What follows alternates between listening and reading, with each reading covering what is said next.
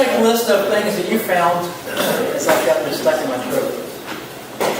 Things you found that helped you go from generation 0 to generation 1. What were some of the biggies? Well, we solved this one, right? I mean, start sharing the gospel and praying for your oikos. You know. A lot of sharing. What else? The posture, I think, was a pretty big hit, actually, to death and self here. I'm actually going to let this out good. Say that again? In the posture realm, Yep. I think it was a pretty big hit. Initially, to death to self. Yep. That's being moved to, I'm actually going to do this. Good. Okay, so a willingness, a death to self, I'm actually going to go out and do this. Good. It says that there has to be a clear on-ramp, whether it's an existing believer or a brand new believer. They have to be able to see, how do I get in? Good. How have you guys created good on-ramps for people?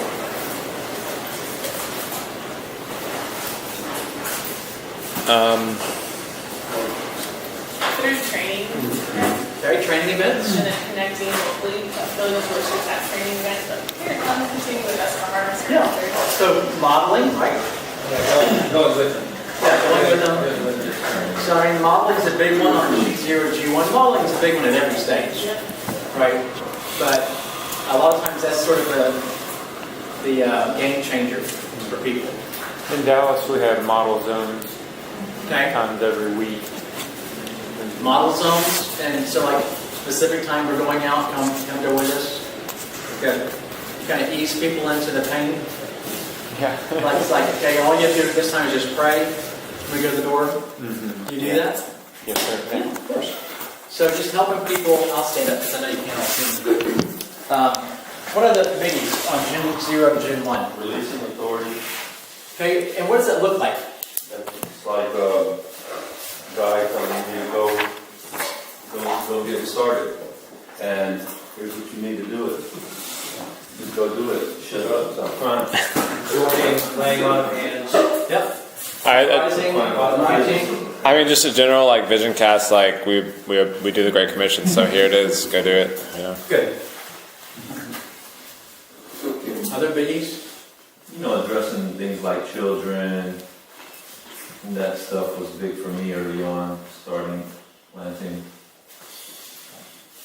Well, I'm glad I had somebody that's telling me, well, here's what you do, and how to work out some studies and stuff like that. So what do you mean, specifically working with children? What kinds of things? Well, I was complaining about, I can't facilitate the group when my baby is making noise, and so being able to push through that, because we would have died if I would have looked for comfort, and that was important for me.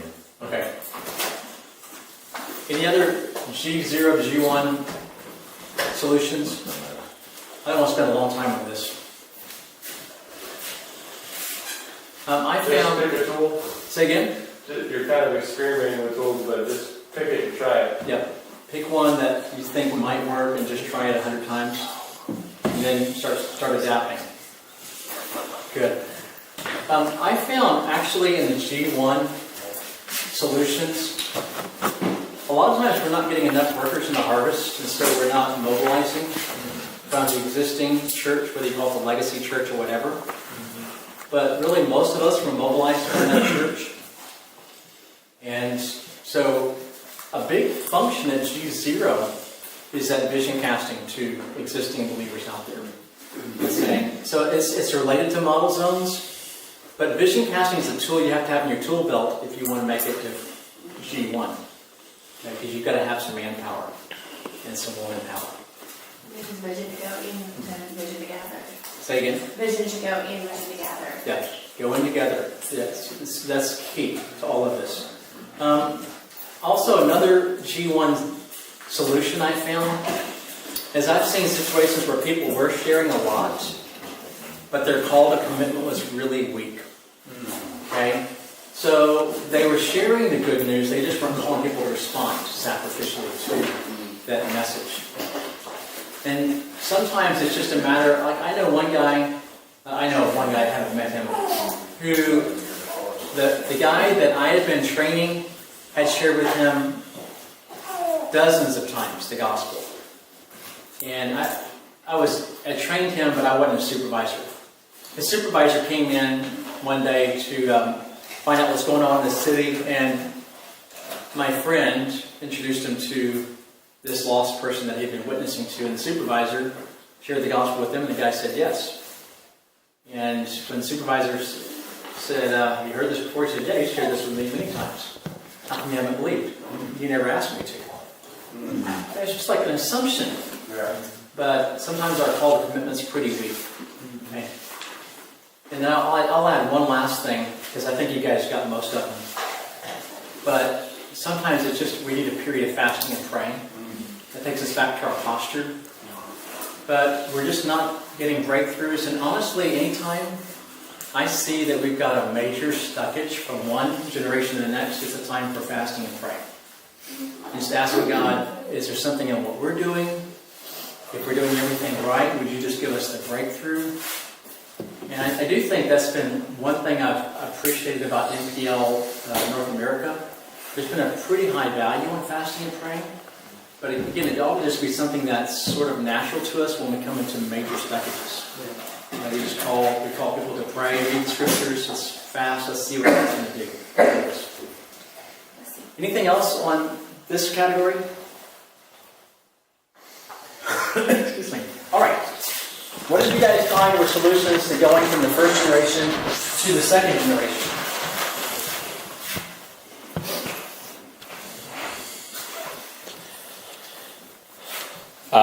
You stop being a doer and be more of a equipper. Like you start just equipping with tools more than you're just doing everything yourself. So definitely, you got to start becoming an equipper rather than simply the doer. DNA process, and you need to be able to hand down the 3/3 or reproducibility is essential to be able to start pushing downstream. Yeah, so you have to have a very clear, reproducible process at 3/3. I think that's really critical. Don't worry about it. Okay, so clear 3/3 process. What else have you found is key to help generation 1 get to generation 2? You got to be abiding through the whole thing. I mean, every one of them, we just need to make sure that we're saying abiding through the whole process. Absolutely. I think your prayers, I think like with it, it's like your prayers from G0 to G1 could be just for your family, but it's got to be a generational prayer at that point. You can't just pray just for your people you know, but the people they know. Okay, so praying for your grandkids, and praying for future grandkids, I think is huge. At G0, we're praying for the kids of G1. They're going to rise up, which is your spiritual grandchildren. I think you were talking about you need to tell them to go do it. Make sure it's clear. Yeah. That you're being released, like go do it. Yeah, authorizing them. Yeah, release from authorities. Yeah.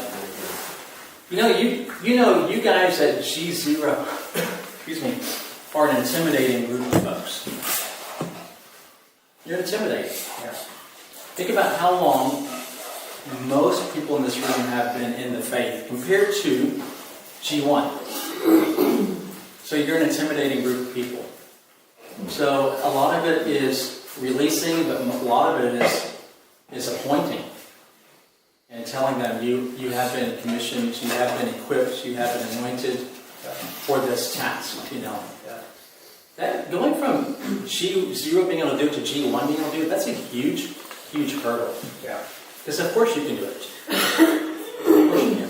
Can I add something there? So it's not just a matter of, telling people, teaching them or commanding them, but also encouraging them in the true sense of the word, to cause someone to have courage. So just observing, telling them the things that you observe in their life that God is doing, and the things that you observe that God does through them to others. Those things, wow, gives us courage to really step into for God's plans. Good. What other things did you guys put on your list? There has to be high encouragement. I think, was that where we put mid-level training? I personally put that more like Gen 2, Gen 3, even though we did use mid-levels earlier, but There has to be high encouragement to go along with this appointee.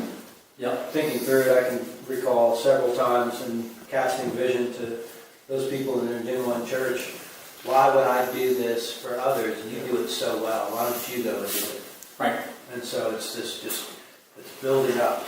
It's this encouraging. You can do it. Right.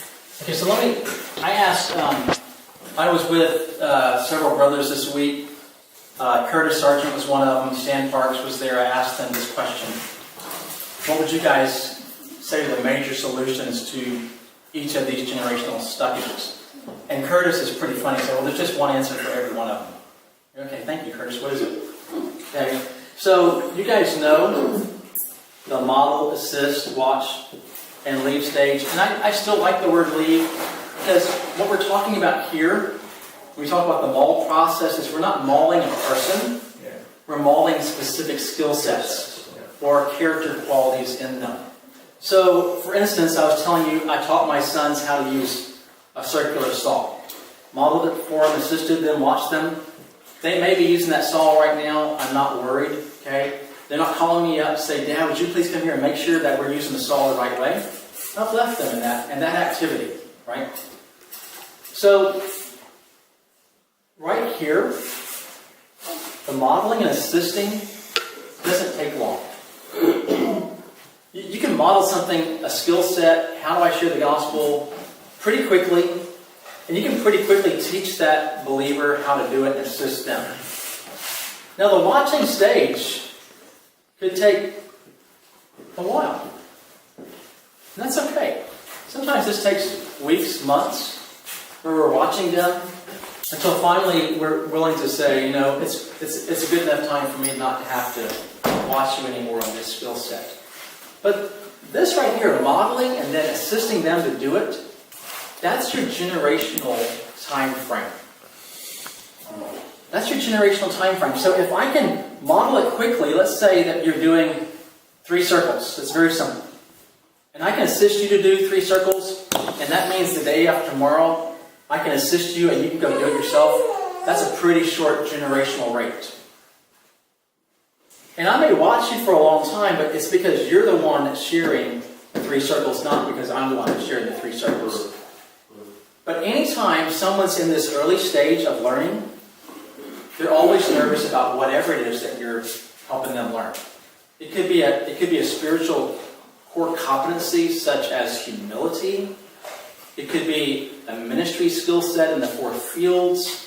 It could be a willingness to die to self, whatever it is you're trying to build in them. But as you're doing it, there's always this reticence at first. So it calls for high encouragement in the assisting stage. But once they've gotten a few reps under their belt and they've done it, you know what? You don't have to be as high an encourager in the watching stage. You just have to be willing to check in with them and help them. Because what you're hoping that they're going to do is as you're modeling and then you begin assisting them, what are they doing for someone else? modeling. They're modeling. And as they're in the watch stage, they're assisting these guys, and it goes like this. Because we're expecting them to also do the same thing over here with someone else.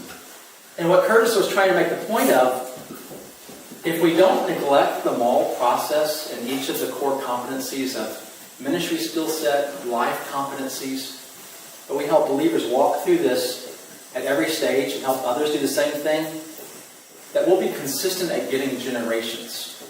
But that MA stage calls for a lot of encouragement. Huge encouragement. Almost like just pep talks all the time. You're doing a great job. I suggest this, whatever. But keep going for it, that type of thing. That makes sense? Yes. Okay. Other things you guys would put on the G1 and G2 category?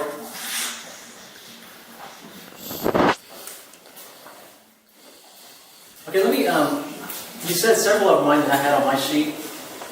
let me kind of tease out a couple of them that may not have been clear enough on that. I find that one of the biggest hindrances to going from first generation to second generation is that you're, are we on, yeah, we're a second generation, right? Yes. Is your four fields path is way too complicated. Okay? Think about this. I can train you guys in a four fields path that is pretty complicated, but you guys, because of your spiritual maturity, can do it. You're G0 and you're going to produce a G1. But when you try to pass on your tool to G1 to implement, it's just too complicated. That's why you don't get G2. So that's why, if I'm not seeing G2, the first thing I examine always is my tool too complicated? You can have, let me go back to our four fields. You can have a really clear and usable Field 1 and Field 2 tool, but your Field 3 tool is way too complicated. So just because part of your four fields tools are working, it doesn't mean your entire four fields system is working yet. Until you can see G1 believers walk through the entire process. When they can walk through the entire process, probably you've got close to what's going to be your multiplicative four fields path. Have you guys adapted any of the commands for your context? Yep. I hope so. Because your contexts vary. Have you guys adapted any of the gospeling approaches for your context? Okay, some of you have, some you haven't. But it's okay to keep tweaking these areas to make sure that they fit our worldview and that they're simple enough that our believers can pass on. All right? Does that make sense? Okay, a second thing that I see is a lot of times I see that there's four fields paths. There's pieces of the four field that are missing. A lot of times I see people are strong in fields 1 and 2, but weak in field 3.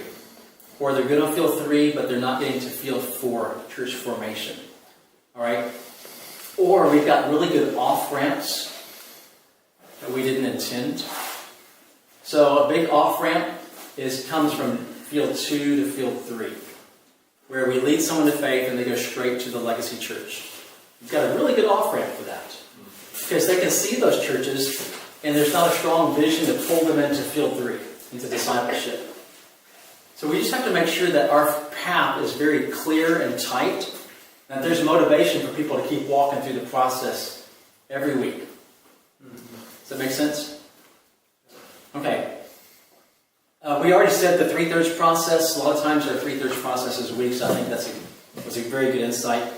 Let me tell you this. Sometimes when we're working with G1 and we don't see second generation, you might be doing everything right. You just haven't found four soil people yet. Sometimes, everything that we're talking about, nothing works until you find the right people. Okay, so you might have been finding second and third soil people, and the cares of the world, the deceitfulness of riches are setting in, and they're not producing fruit. But then one day you're doing this exactly the same thing, and you find someone, and they're like that Samaritan woman. Boom, they just go viral. So one thing you might want to ask yourself periodically as a team is, are we going broadly enough to find those God-prepared people? That's a big question. And when we find them, and the system works, okay, that's a validation. So this is just one thing to be aware of, okay? Let me just share one more. I find that a lot of times, the reason we don't get to Gen 2 is because we don't set the DNA of following Jesus and fishing for men with G1 quickly. We wait. So we go back a week or two later after someone's open, and we try to call them to commitment, and then maybe a week or two after that, we try to help them start evaluating their oikos. And I just found that 24 to 48 hour rule of when you meet someone and they're open, you have 24 to 48 hours to set the DNA. Will you be a firm follower of Jesus and a fisher of men? There's just something about that, and it just seems to cross cultures. So, yeah, Guy? I'll let you finish that. Yeah, I just think evaluate how quickly you guys with G1 are setting that DNA and helping them set the DNA with G2 and so on of being a follower in Fisher, Mark 1:17. And if it's too long, if it's weeks or months, you're probably not going to get generations. All right, here's a big one for us. Because I see some G3s up there. What have you guys found has been critical in helping us get to third generation?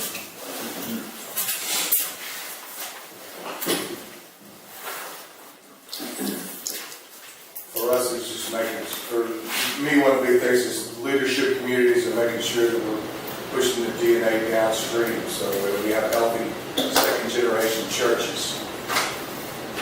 Okay, so the health of your second generation. Yes. Yeah, I think that's critical. You guys realize, okay, the jump from first generation to second generation is a huge jump. Going from Gen 0 to Gen 1 is a big jump because you're getting the first harvest out of your labors. But again, G1 expects you to be able to do it because you're older in the faith. But to go from G1 to G2 means that new believers are taking the same model, the same expectations, the same faith, and they're doing it themselves. That's a huge jump. And when you've solved the G1 to G2, getting G2 to G3 means that you already have precedent for young believers to do the very thing you're asking G2 to do in G3. So G2 health is critical in this. Very, very critical in this. What else did you put on your list? Talking about strengthening posture within the process. So we found that people have been in it for some time, the process can become stale, and you use the word even mechanic, and that's probably connected to posture. And then when I inserted that posture into the process, then it tends to weaken things. People say things like, "Where's God in this?" Exactly. So that's one reason I underscored yesterday that the goal I have for every meeting is what? Do you remember what I said yesterday?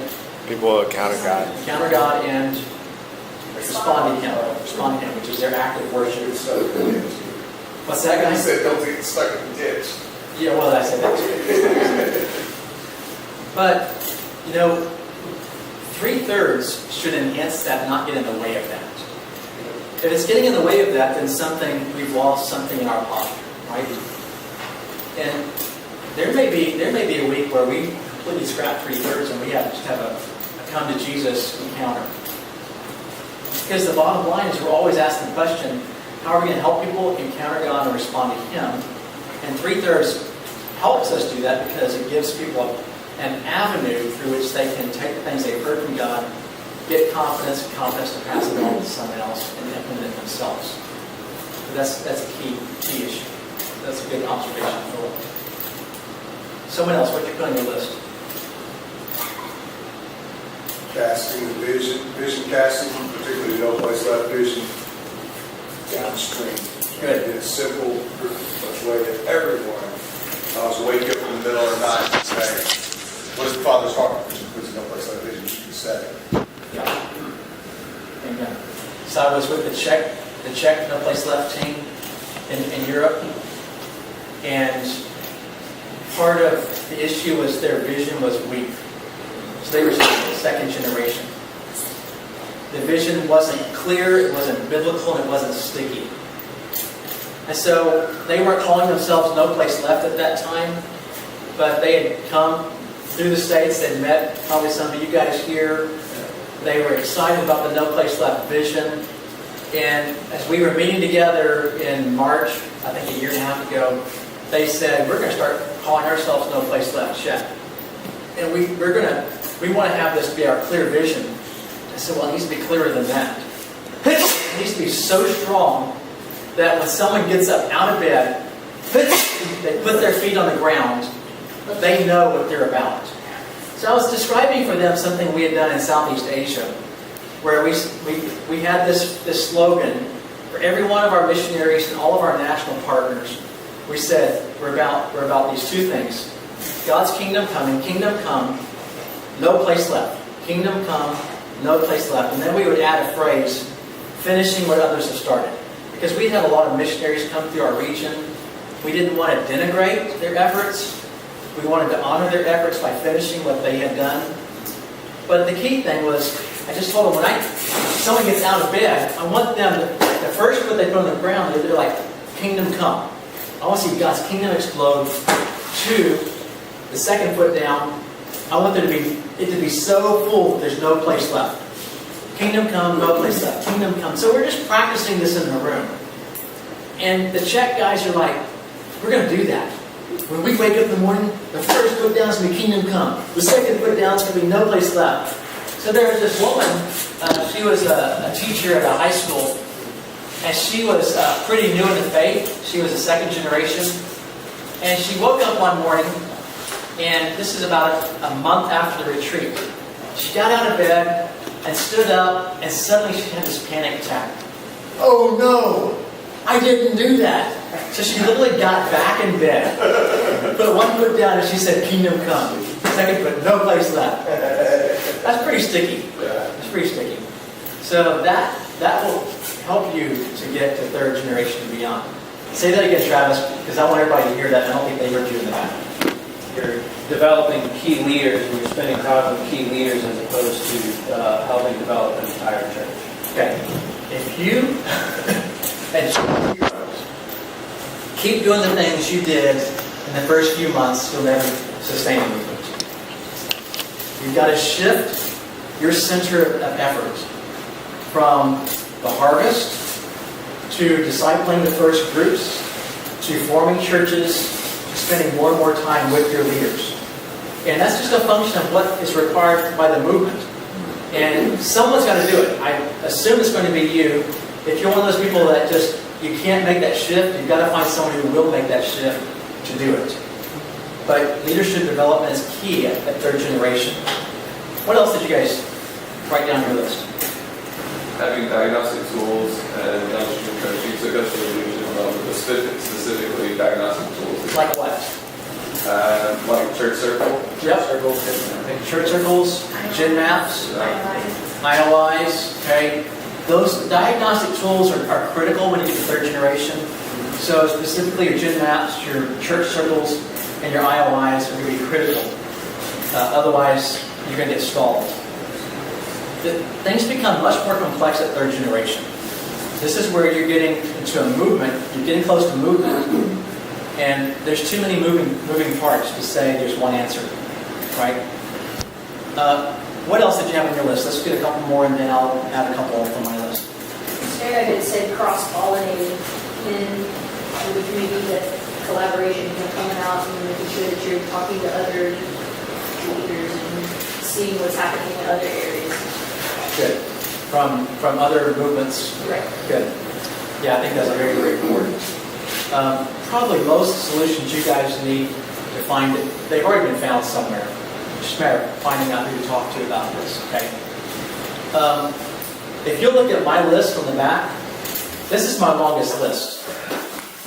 Because what I found is most people, their stockages come from generation 2 to generation 3. Now let me help you understand why that's the case. Okay, so just, I shouldn't look at the paper. That's a fatal mistake. Fatal mistake. So think about this. I'm G0. I reach these guys, they're G1. Okay? That's not hard. I mean, spiritually, of course, it's a miracle. But it's not that hard with the right attitude. Okay? Now, I'm every week investing in these guys, and I train them to go out, and they reach these folks over here, G2. What kind of influence do I have over G2 now? A little less. A lot less, but I still have a lot. Because you can tell them what to do. Every week I can tell these guys what to do. Okay, and every week they're reporting and telling me about these 3 folks over here. That's still not that hard. Something crazy happens when these 3 get this over here. G3. It becomes very clunky for me to ask you, to ask them to find out what's going on over there. And if I don't have the right systems in place, most of my stuff can just come because I can do this well, and I can help them get a generation 2. But my systems aren't in place to help them get that. It's almost always in the early days of a movement where the stuff is in the generation category. Yeah. Our maps over here, and that's pretty big for us. Pretty big for us. And is it helpful or hurtful when the G0 guy runs downstream to try to create and add some influence to try to... Well, what have you guys found? Are you trying to set me up with that one? I found it's helpful when it's not in a silo. Yeah. When it's doing it generationally, saying, hey, come with me and let's go to that. So you're going, G0 is going with G1 to G2, or G0 maybe would be going with G2 to G3, whatever it may be. Yeah. So doing it generationally. Okay. So you're modeling even along the way. And you're not being silent. I think I've learned that too. You don't have to be silent, but there to strengthen DNA and increase vision. Yeah. Okay, so let me give you one thing that I think will solve a lot of your issues. Okay, and that is we always, at every generation, we're always thinking about grandchildren. Every generation is thinking about grandchildren. If you build that into the DNA at every generation, G0, we want grandkids. So who are my grandkids in this room from my scenario? These guys. Yeah. But I want them to be grandparents too. That's you guys. And they want to become grandparents, which are going to be the folks out there. Okay? So I'm always thinking through, how can we help everyone have grandchildren? And we have a saying, and this is very important because it answers your question. We want to know our grandkids, but we don't want to raise our grandkids. Okay? Having 2 twin grandboys, excuse me, I love those guys, but I'm grateful I'm not raising them. I'm grateful I'm not getting up in the middle of the night and feeding them.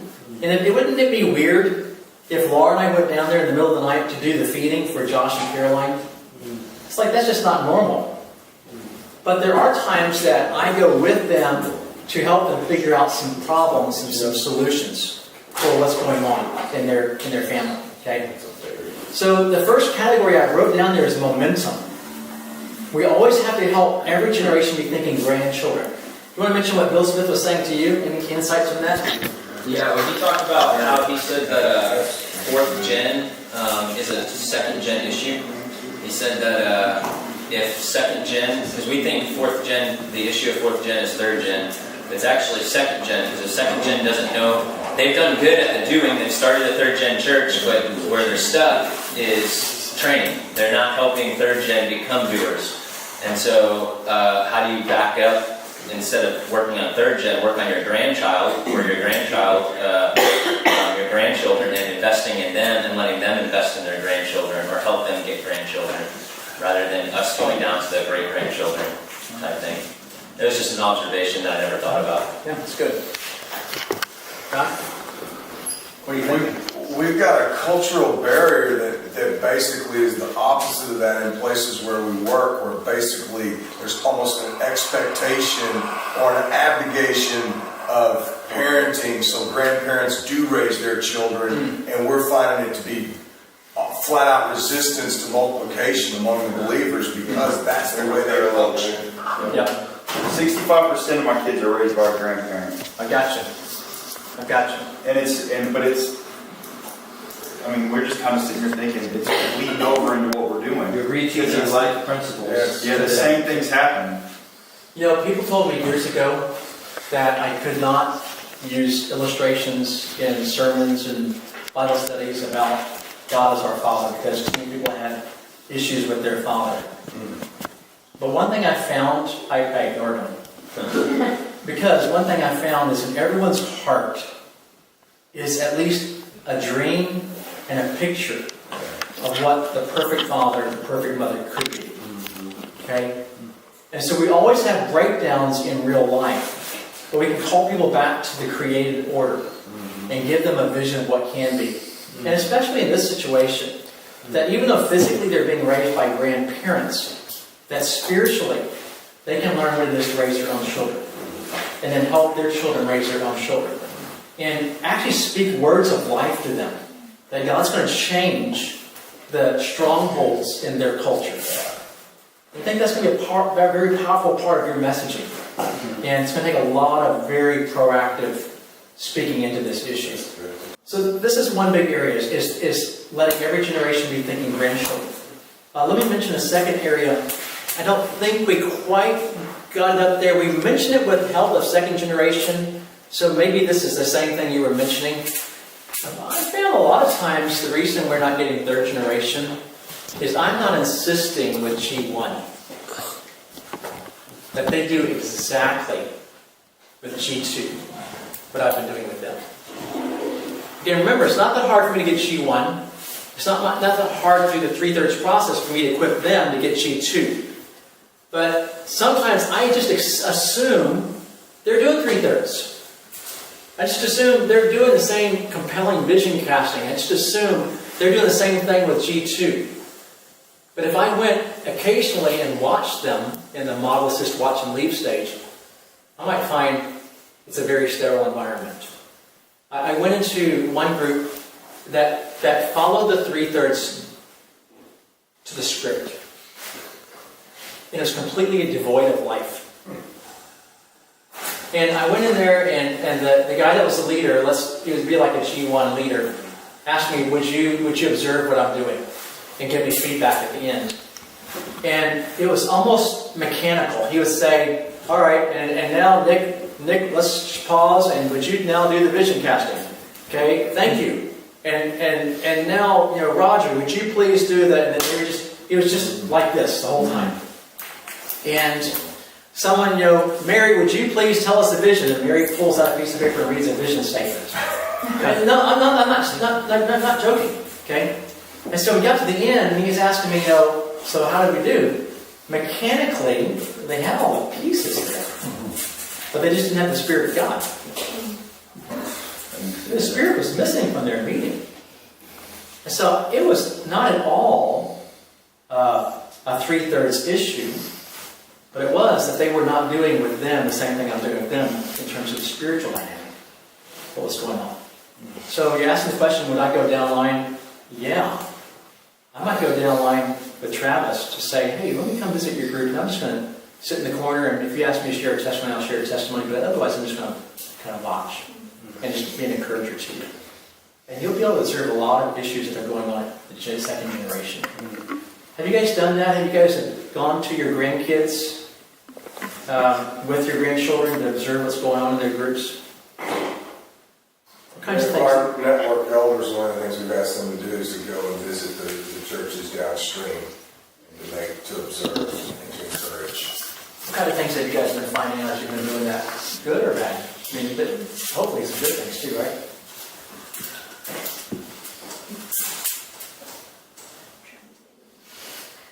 It's good. I think one of the things that I've seen is just that, I don't know if they change things up when they know we're coming,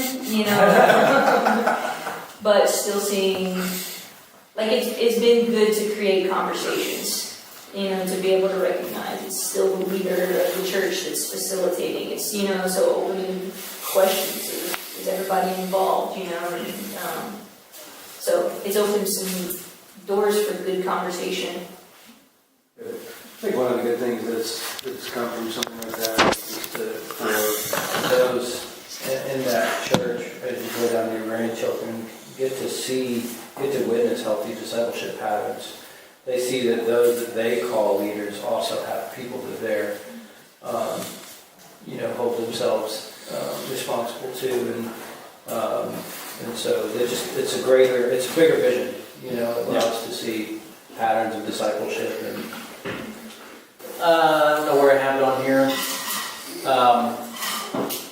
Well, it's something I wrote in online, and it's we have poor leadership development. That's why we're not getting the third generation, and especially fourth generation. Leadership development is the key to everything. But I think we excuse me, do we put on there somewhere the first thing, leadership, community, and development? That's where you start rolling out. There's two places you start rolling out your meat. One is in your long-term discipleship. So sometimes there's a breakdown we kind of keep repeating the commands or whatever your short term is. And I've seen people repeat them several times. And it's just like we keep drinking from the milk. And so there's no long term, or the long term gets delayed. The long term is really where you start getting into the meatier things of the Word. Hopefully you're getting into the whole counsel of God's Word. And second is in the leadership development phase, where we really ought to be feeding them meat and not milk anymore. Those are going to be the two arenas in which we really start injecting meat into the system. And then they'll do the same thing down the line, just as we're doing it with them. There's a couple more things I'll just mention under G3 issues. I don't know if we said this. It may not be a breakdown of the 3/3, but I do find that still a lot of times there are some of those red parts missing in the 3/3. The practice, the vision casting, those things that get to reproduction. Sometimes I see some of the red parts of the 3/3 are missing, the reproducible parts. Did we put up there? We put up the diagnostic tools, right?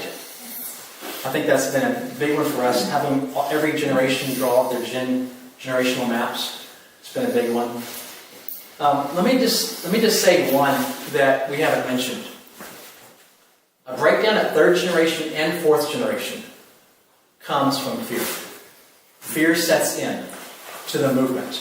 A fear of going out to their oikos, a fear of going into the harvest, a fear of what the legacy churches are going to say about them, fear of what their family's going to say about them. I've just found that it's easy for this generation, G1 and G2, to be encouraged because I have direct involvement here. And I'm just raw, encouraging them. And encouraging literally means to give them courage. But a lot of times fear begins to set in at generation 3. And that fear is contagious. It's just like boldness is contagious, fear is contagious. And it used to be for me, anytime I saw generations stop, like from G2 to G3 or G3 to G4, or whatever, wherever the stoppage was, the first thing I would always look at was ask the question, has fear set in? And I don't know what it was uncanny. How often fear was an issue, and I had to help them with the IV inject scriptures, inject encouragement into the movement to say, we can overcome this fear. It's big. And that's the wheat falling on the ground and dying. So that's one of those spiritual posture issues. Steve, can I ask a clarifying question? Yeah. See if I can say it clearly and simply. So, generational movement is different levels, disciple making disciples in churches, certain churches. And in MPL, we tend to talk about the churches piece, right? So when we talk about these generational things, we're always thinking, and maybe rather said, okay, church 1, church 2, church 3. The question for me is, how are we determining what generation of church is? Is it by the fruit or by the leader? And it doesn't really matter, except when we start talking about some of these things. Because I think sometimes we're reproducing Gen 0 churches over and over and over. And when does that shift? And so some of these things get to, well, I might be thinking I'm Gen 2, but I'm a Gen 1. But I'm doing Gen 2 things for Gen 1. Does that make sense? Yep. Yeah, this is a tough one. Okay. Because, your G2 churches may become composed of G2, G3, G4 believers, right? So, in my mind, I'm always asking the chief instigator of that church, what generation were they? What generation were they? If the chief instigator of that church starting was a G1 believer, then I'm going to call it a G2 church. Does that make sense? And so, it's not always clear cut, but you can usually see the path of relationships that are starting, the next ones. Yeah. But you're right. I have seen G0 churches keep getting planted, or G1 churches get planted by G0 people, right, in conjunction with G2, G3, G4 believers. But it's still that guy, that G0 believer, is the chief instigator. Yeah. And so we call that We call that the wagon wheel approach to movements. One person starting all of these. One part, he's the instigator. He might have 2, 3, 4 generations in his churches, but he's the one that is the only one that can actually start churches. And he might pull these guys into his church planting team, but he's still the primary mover. That's a wagon wheel. And that's called traditional church planting. And it doesn't get us very far. And then eventually this guy burns out because he can't keep this up. No one's that superhuman that can keep up that pace. Are you finding that in your situation? No, not personally in our situation, but it's really helpful to clarify, just as we hear conversations from other places and in our own situations, to think about coaching. Good. Other questions about just third generation?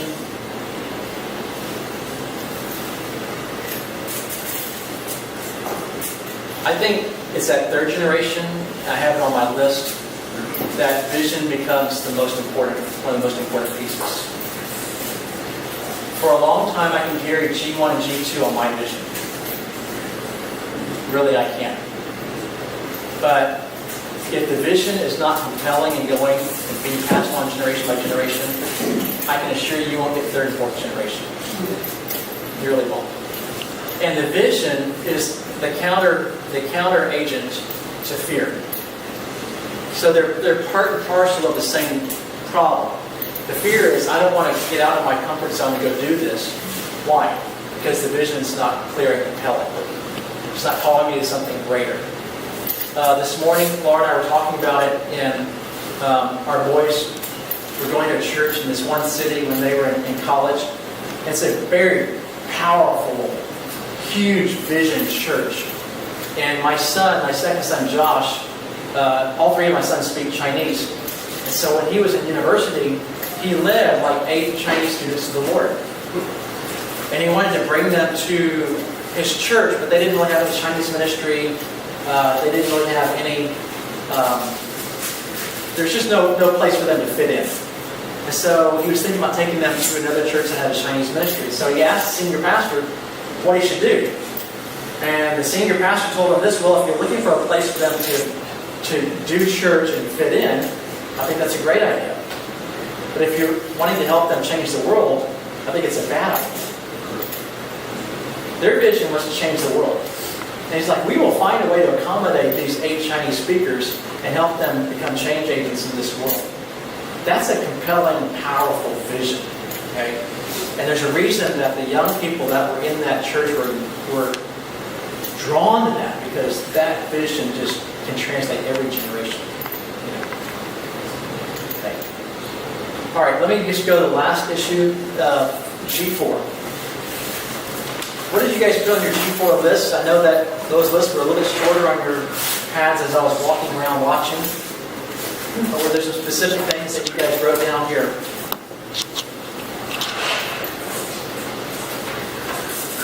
I think burnout, well, the posture, I think, it becomes more important in G2 or 3, like you said, but definitely G3 and 4.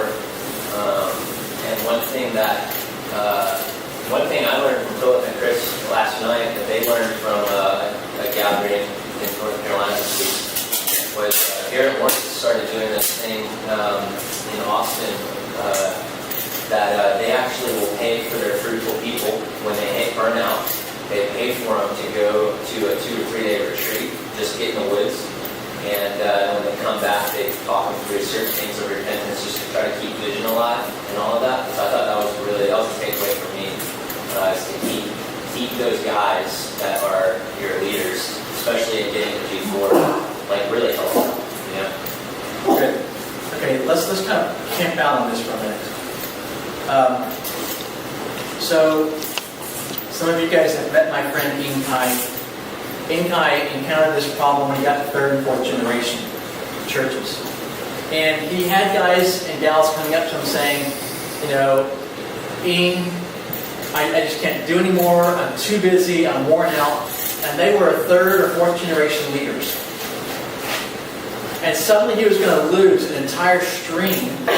It's just going to be cut off at that stage. And he's going to lose 5th, 6th, 7th, 8th generation churches because a 3rd or 4th generation leader was burnt out. And this is actually where mid-levels begin to emerge. And he said, I had to find a way to have a retreat where I pull together our most fruitful leaders and help them work through burnout.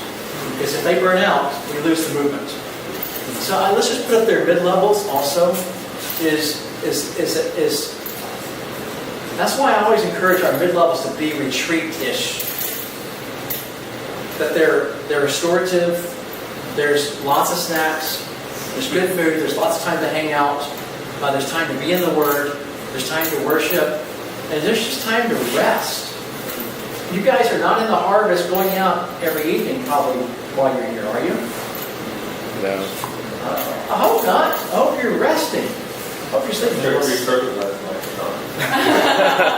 Shame on you. You did. And I'm burnt out now. That didn't help me at all. Should have went to the Rockets game. You know, we're doing Mark in our leadership community, and I never even noticed this verse until this week. But in Mark 6:31-30 says, the apostles returned to Jesus and told him all they had done and taught, and he said to them, come away by yourselves to a desolate place and rest a while. For many were coming and going, and they had no leisure, even eating. Yep. And I mean, he wants us to have leisure too, you know? That's right. Yeah. A lot of times I found maybe you're doing mid-levels, but your mid-levels are sort of wrongly focused. People will walk away feeling more burdened than empowered and encouraged and refreshed to hit the next stage again. Okay? I think it's entirely appropriate at these meetings that we just have just some good teaching time just to fill our souls again. I hope that yesterday there was some good feeding from the Word as we just went through it and looked at it, you know? Because you need to be fresh in hearing from God. You know? So mid-levels and keeping them properly focused is a big, big key to 4th plus generation. That's really going to be the bread and butter of keeping sustainability of your movement going. And Oh, sorry. No. Well, I was just going to say, reflecting even on NPO in the U.S., I don't know if we've gotten to a place where mid-levels are really retreat style, if I'm honest. I think like coming away at cabins is good, but from what I've heard of how Yim has done his, like he has counsel, pastoral care pieces, like, you know, interpersonal relational pieces, and things like that. And I think it's because because even the mid-level piece for the U.S. side, a lot of people, until they even had 3rd gen or 4th gen church, weren't even getting to a mid-level in Asia. But here in the U.S., we're just like, man, we just want to keep our laborers and let's keep them coached up and going. So we've really brought the mid-level piece over here. Right. And I wanted to say, when we start getting 3rd and 4th gen, if there's something else that needs to go for the sake of care for people, that's focused in on the care piece a lot more. I think so. That we haven't developed it or done very strongly. And I think there's going to come a day, I'm hoping you guys here in Houston metro area, that your mid-levels really are your people that have got grandchildren and great-grandchildren churches. That's the norm. And those folks, you don't have to keep them motivated. God's already done something in their spirit to keep them motivated. Okay? So I don't need to keep hammering you. Keep going out there. I need to help you be able to stay, living in that motivation God's given you. And that's a big difference, Now, that doesn't mean we're not going to cast vision, but really we're going to address issues that keep you spiritually fed, keep you in the game, help, and then of course we're going to address key issues that we see in our movement, and that helps us to keep like a bumper, just pushing that back on the road, not following this ditch or that ditch, but to keep us walking down a straight path. Other things about just leadership development in general that you just say that was something we talked about in our group in this category? So you start losing time, you run out of time, you have to go down 4 generations, especially if you got multiple streams, I think your people that are strong in leading and coaching just don't have the time to, whether it's stop in, drop in that church, or meet with that leader. So I think that becomes a problem too. Yeah. So you gotta make sure you have multiple leaders that can help that. That's right. Mid levels again are a time that force us to say, look downstream to find your fruitful people and pull them out. Okay? Because it's easy for us just to keep pulling the same team together. But it's going to be critical for us to be constantly including new people. One danger with mid-levels is we just make it an entry-level leadership development for everybody. And that's not what it is. Because if you have G1 leaders, or people that have just one generation of churches, they're going to be asking very simple questions that everyone else has already dealt with. And doesn't help us move the ball down the field very far. Anything else under leadership development in terms of this, or questions you have? How many of you guys are thrilled that Ray and Sarah are parents now? We're going to take some edges off of Ray, It's awesome.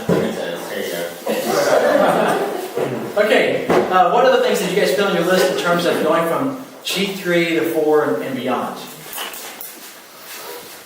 Or did you? I'm running out. I think we had one or two things. It's hard because, I don't think we've lived, we haven't lived it. But seeing from others, just thinking maybe that really focusing and modeling principles and not so worried about tools. Okay. I think that's an important issue, Chris. And I think it's in these types of environments where I pray a maturity to say, I can turn loose of having my name on a tool. There was a day and time in early CPM efforts where different ones of us were inventing tools that we thought would work, and then we go try them out.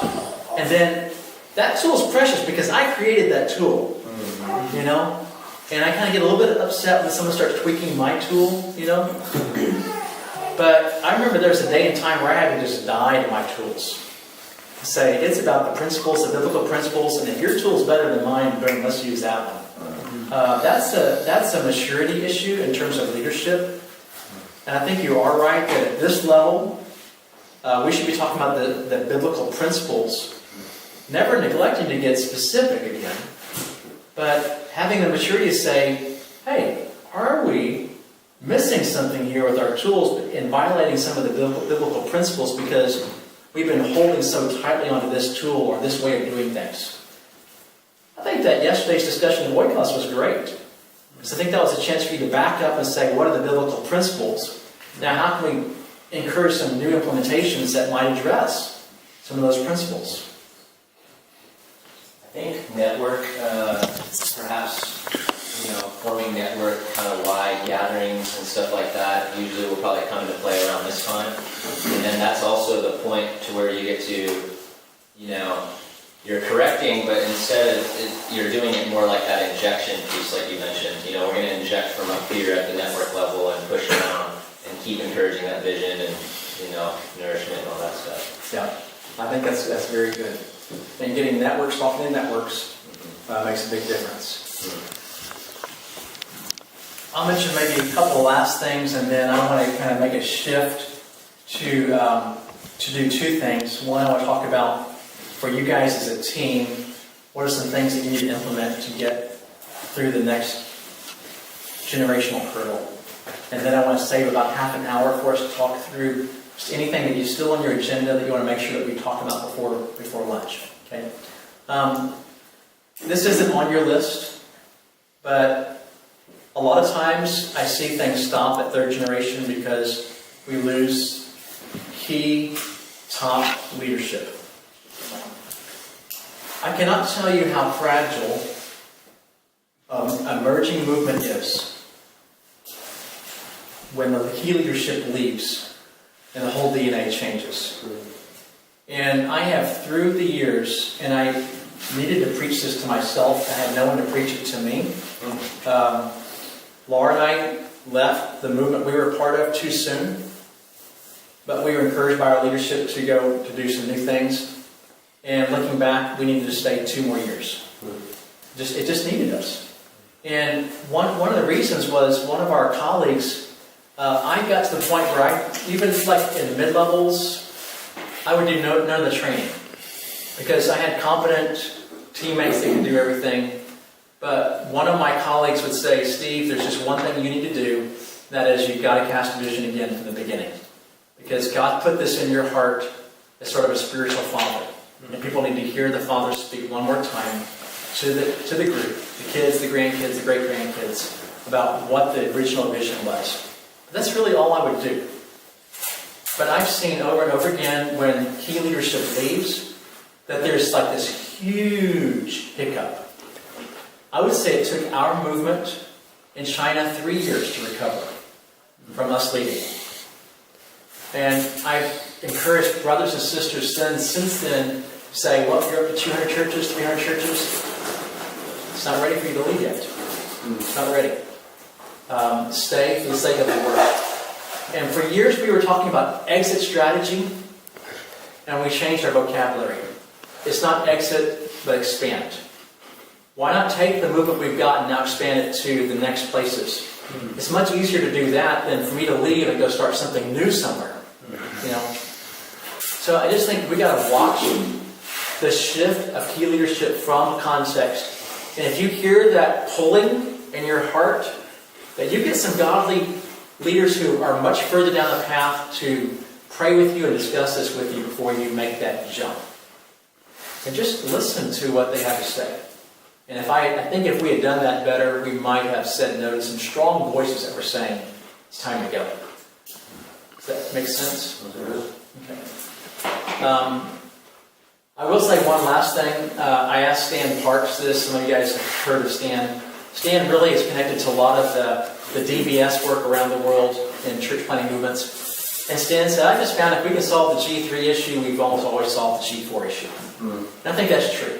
Again, thinking grandchildren, if I help every generation think of grandchildren, if I can solve it for third generation, then probably we're going to get to fourth, then probably get to fifth, and so on.